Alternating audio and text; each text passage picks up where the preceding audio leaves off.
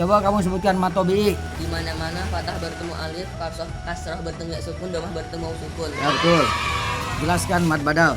Mad badal pengganti mad tabi'i, maka hukumnya sama dengan mad tabi'i, wajib dibaca panjang 2 harokat. Ya betul. Coba jelaskan mad adli sukun. Di mana-mana mad tabi'i atau mad badal diikuti satu huruf selain hamzah dan waqaf, maka boleh dibaca panjang 2 harokat, 4 harokat, dan 6 harokat. Ya bagus. Coba kamu jelaskan harufulin. Harokat fathah bertemu waw sukun atau harokat kasrah bertemu ya sukun. Salah.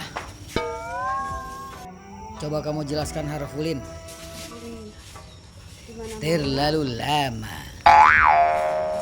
Coba kamu jelaskan harufulin. Kasrah bertemu ya sukun, fathah bertemu Salah. sukun. Coba kamu jelaskan harufulin. Fathah bertemu ya sukun atau fathah bertemu waw sukun. Ya betul.